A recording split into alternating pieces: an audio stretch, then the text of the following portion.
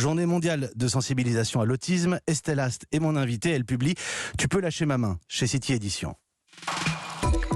Le tête-à-tête. Mathieu Béliard. Bonjour Estelle Ast. Bonjour. Et merci d'être en direct avec nous. Vous êtes toulousaine, vous êtes venue pour répondre à nos questions. Votre fils est diagnostiqué autiste à l'âge de 2 ans, c'est ça ? C'est ça. Diagnostiqué autiste sévère. Alors c'est vrai qu'il y a un petit effet de mode sur les autistes Asperger qui peuvent être fascinants par bien des aspects, mais ça n'est pas le seul autisme. Autiste sévère, ça veut dire quoi ? Ça se manifeste comment ? Alors, autiste sévère, pour moi, ça veut un peu tout et rien dire. J'aime pas trop ce terme personnellement. Enfin, il n'y avait pas vraiment de niveau d'autisme posé sur Alan parce qu'il était très jeune. Mais c'est vrai qu'il y a ce qu'on appelle l'autisme Asperger et l'autisme de Kanner, dans lequel on peut trouver du retard mental. Pour ce qui est d'Alan, en tout cas, c'est vrai qu'avec Alan, on partait de très loin, puisqu'il ne parlait pas du tout. Il pouvait avoir des comportements violents, il ne décodait aucune émotion sur les visages, il ne répondait même pas à l'appel de son prénom. Enfin, on partait, oui, de très très loin. Et quand on est parent, on n'est pas forcément préparé à ces crises, j'utilise le mot crise, c'est son mode d'expression à ce moment-là. C'est que malheureusement il ne parlait pas, donc c'était son seul moyen d'expression. C'était il n'avait pas d'autres moyens de communication à l'époque, oui. Et puis il y a le regard des autres. Comment ? Et puis il y a le regard des autres. Il y a le regard des autres, oui. Oui, on se sent jugé, on passe un peu pour la maman qui sait pas élever son enfant. C'est oui. Aujourd'hui, je le précise, je le redis, Alan a 15 ans, c'est pour ça que je synthétise un peu sur la petite enfance, parce qu'on parle souvent de la petite enfance pour ce qui est de l'autisme, un peu moins de ce qui se passe après. Mais quoi qu'il en soit, à ce moment-là, vous mesurez, pour aller vite, que notre société n'est pas du tout adaptée. Du tout. Alors, adapté, ça veut dire quoi ? De quoi est-ce que vous avez besoin à ce moment-là, par exemple ? Quand votre fils est diagnostiqué autiste, qu'il a l'âge d'être scolarisé, c'est d'auxiliaire de vie scolaire dont on manque ? Oui, on manque cruellement de vie scolaire, surtout qu'actuellement c'est un peu la mode des AVS, comment on appelle ça ? Mince. Mutualisé, voilà, je cherchais le terme. C'est-à-dire qu'on met une AVS pour plusieurs enfants, alors qu'il y a beaucoup d'enfants qui ont besoin absolument d'une AVS individuelle. Aujourd'hui, certainement par souci d'économie, on met une AVS pour 3, 4, voire plus d'enfants. Alors qu'il y a certains qui ont réellement besoin d'un accompagnement individuel. Donc aujourd'hui, oui, il y a malheureusement beaucoup de parents qui n'ont pas d'AVS. Chaque rentrée scolaire, c'est toujours la même chose. Il y a des milliers de parents qui crient sur les réseaux sociaux « je n'ai pas d'AVS » et qui l'apprennent même souvent le jour de la rentrée scolaire, oui.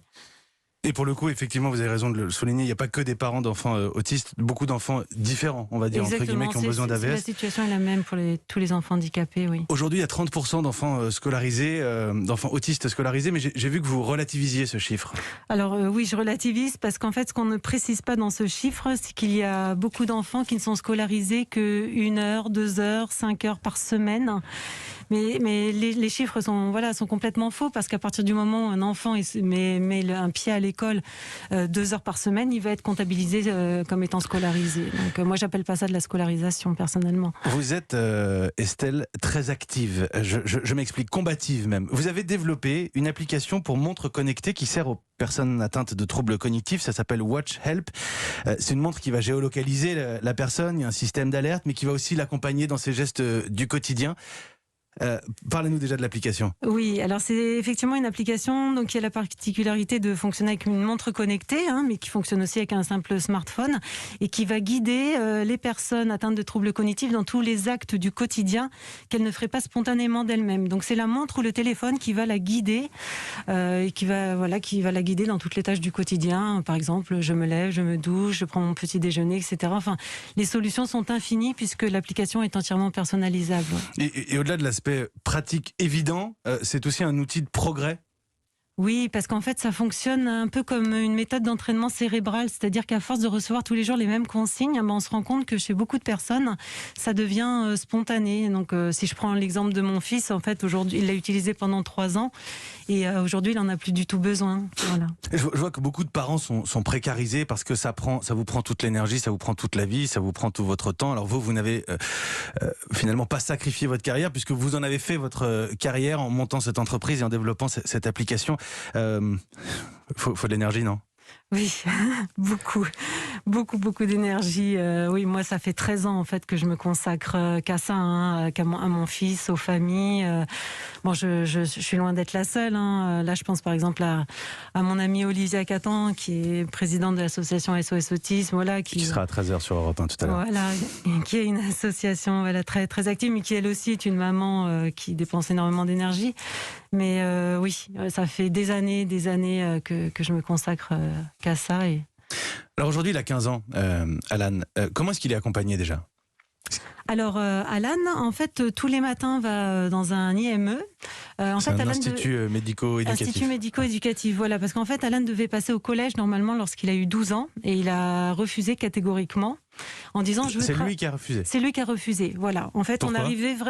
En fait, je pense qu'on arrivait vraiment au bout voilà, du système scolaire. Le système scolaire tel qu'il existe aujourd'hui n'est pas du tout adapté à des enfants comme Alan. En plus, Alan est très autodidacte, il apprend beaucoup par lui-même, mais tout le système scolaire n'est pas habitué à lui. Donc on était arrivé un petit peu au bout du système. Il saturait complètement. Et voilà, il avait envie d'autre chose, il avait envie de choses concrètes et il avait envie de travailler. Donc à 12 ans, c'était un petit peu compliqué, mais c'est vrai que... Alors, il vous disait, maman, je veux travailler ? Il m'a dit, oui, maman, je veux travailler. C'est fascinant, ouais. Parce qu'on parle d'un enfant, voilà, on essaie d'aller vite sur un parcours qui est long et complexe, mais on parle d'un enfant qui ne parlait pas oui. Et qui aujourd'hui peut faire des stages. C'est ça. Aujourd'hui, il fait des stages, exactement. Ouais.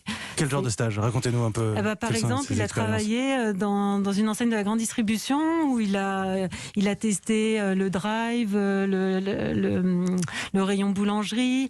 Il a travaillé dans un magasin qui vend des jeux de société, des DVD. Là, il y a d'autres choses qui sont prévues. Enfin.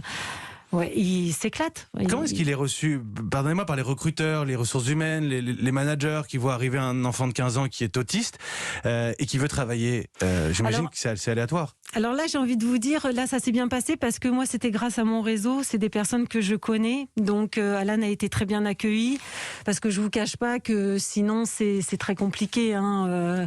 Il faut quand même savoir qu'il n'y a que 0,5% des adultes autistes aujourd'hui en France qui ont accès à l'emploi, qui travaillent. C'est absolument incroyable. Je vais être un peu cru, mais ils font quoi les autres ? Eh ben, les autres, ils restent malheureux, mais ils sont... livrés à eux-mêmes. Ils sont livrés à eux-mêmes, ils restent chez eux, enfin, ils n'ont pas accès à l'emploi. Vous savez qu'un pays comme en Australie, ils sont 42% à travailler. On est à 0,5%, une véritable honte. Oui, non, mais je voyais que j'ai repris ça d'ailleurs. Vous dites on a 30 ans de retard. J'ai pas une carrière interminable, mais j'ai l'impression que ça fait 15 ans, 20 ans que j'entends qu'on a 30 ans de retard. C'est ça. C'est ça. C'est-à-dire qu'il y a 10 ans, on avait 50 ans de retard. Aujourd'hui, où on se parle, on a 40 ans de retard. Voilà, c'est à peu près ça, oui. D'un mot, Estelle Ast, l'année qui vient de s'écouler, la crise sanitaire, très rapidement, on a compris, on a vu émerger cette question, le confinement, ok, mais les dégâts de l'enfermement pour des enfants autistes. Après un an, les confinements, les fermetures, le masque aussi. Quel bilan est-ce que vous tirez ? Alors, le bilan, c'est que ça a été très compliqué au départ pour la majorité des familles qui ont un enfant handicapé, parce qu'on n'avait pas pensé à eux. C'est-à-dire qu'il a fallu attendre plusieurs mois pour que leur enfant puisse bénéficier d'une dérogation qui leur permette effectivement de pouvoir sortir. Mais le premier confinement, moi j'ai eu énormément de témoignages, ça a été l'enfer. Les familles se sont retrouvées enfermées à la maison avec leurs enfants qui ont développé de gros troubles du comportement parce que le quotidien changeait tout à coup. Ils perdaient tous leurs repères. Donc oui, au départ, on n'a pas pensé à eux. Oui. Ce sont des enfants... Et puis ensuite des adultes différents, mais qui apportent, vous entendrez dans le journal de 8h un reportage justement sur l'insertion professionnelle de jeunes autistes, et Maxime qui témoigne, qui dit quand j'étais petit à l'école, il y a des trucs où tout le monde y arrivait, moi je n'y arrivais pas, et d'autres trucs où personne n'y arrivait, moi j'y arrivais. Voilà, dans une équipe, ça éventuellement peut enrichir une équipe d'accueillir un jeune, je veux dire un enfant, un jeune autiste. Merci Estelle Ast d'être venue nous parler de l'insertion, de l'inclusion ce matin, de votre fils en particulier, mais pas seulement, on l'a bien compris. Tu peux lâcher ma main. Chez City Édition, c'est votre livre Estelle Ast. Merci beaucoup. Merci.